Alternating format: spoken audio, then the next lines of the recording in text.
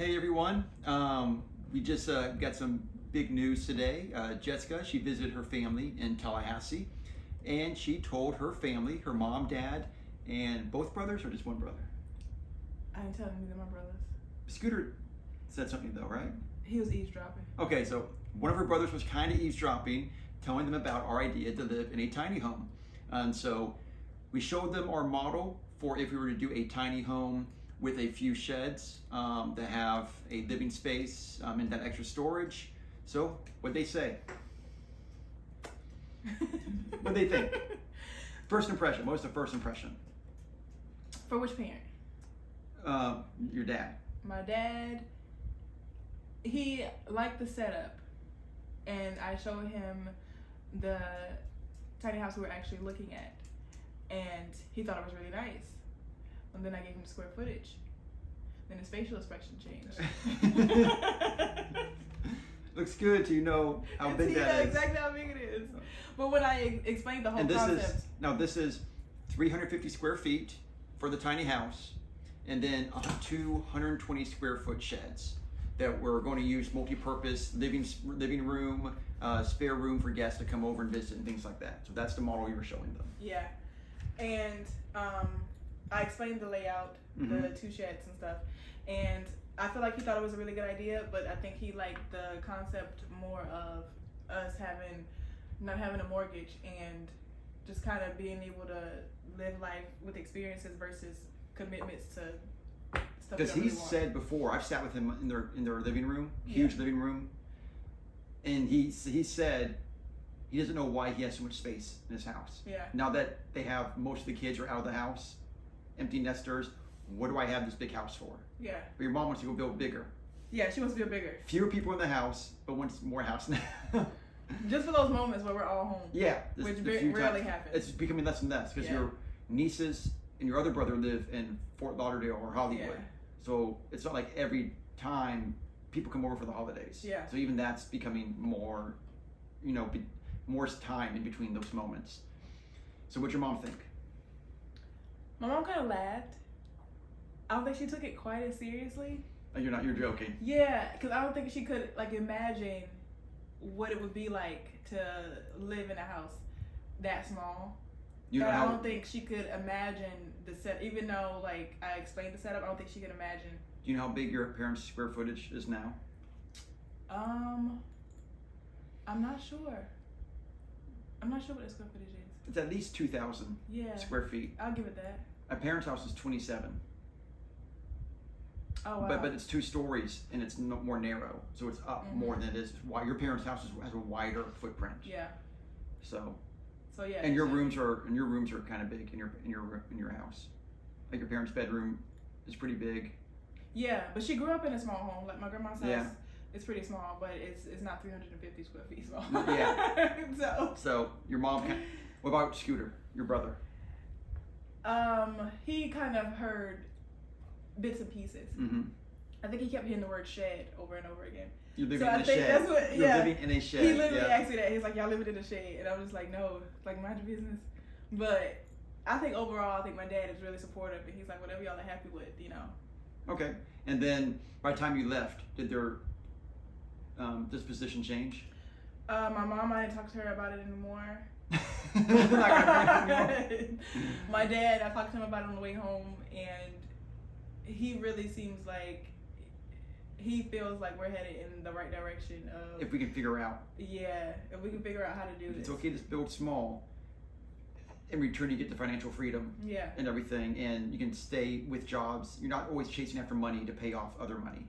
That's the depressing part, is that you have to kind of always work to get money, and then when you try to take off work to enjoy that money. Like right now, I don't get paid if I take a vacation day. Yeah. So it's like I can't take a vacation day. Yeah. If we don't have a mortgage and we had that financial freedom, we'd be able to afford for me to do that. Yeah. More often. And so that, especially holidays are in 6 months, we have no idea what we're doing for the holidays. It's going to be we're driving over for Christmas and coming back the very next day. Yeah. And that's it. So overall, your dad likes the idea, likes the floor plan. But not sure about the square footage. Not sure if the square footage is doable. And your mom she's just a no-go. We'll bring it up in a few weeks, maybe. And see how. Yeah. I think if she were to physically walk in one, like we did for the tiny house convention. Oh, she would walk right back out. For some of them, no. I think she really. Some of them were really nice. Some of them are really nice. So I think if she could get a concept of how everything fits into one, because she's never been in one. Yeah. So, and I don't think my dad has either. My parents haven't either. Yeah. So they're not. They don't know what that experience would feel like. Yeah, and it's like how do you fit a bed, refrigerator, a stove? How do you do it? Yeah. And like how do you make it fit?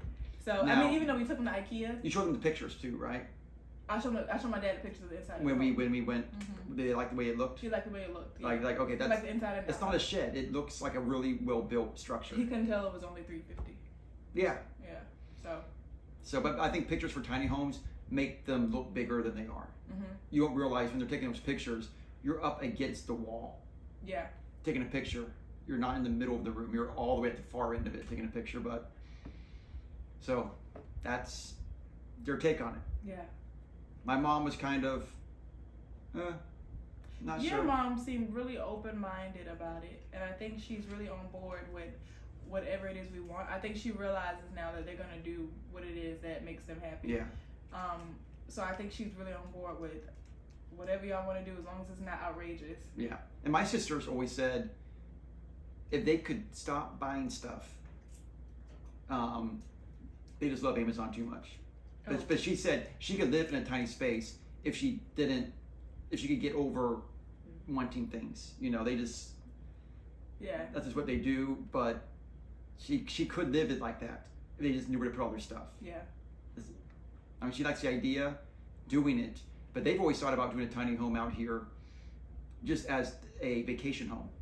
Yeah. Not full time, but if they could travel, work from home, come out here for a few weeks, a few months, do that, but have that home base still in Tallahassee. That's a real full-size home. Especially if they don't have any dogs anymore. It'd be even easier without dogs and pets. It'd be easier without dogs. It's like, how can you be out here and not have a dog? Oh, yeah. You have to have a dog out here. But I think we're also at the point now where we don't just buy stuff just because we want it. It's kind of like, what purpose is this? Are we going to really use this? Living here in this house for a year and a half now, where we only have one room that is kind of our room to live in, we've pretty much just stopped buying things. And that's kind of taught us already to get ready for this. Yeah. It's actually nice we lived here for a year before we moved into the house, not ready for that experience of not just going out and buying things because we have space to put it. Yeah. So, but you only told them about the tiny house on wheels. Right. We haven't showed them the idea really for the tiny home that's on a permanent foundation, not on wheels. Right. The regular normal style house is just still a tiny house.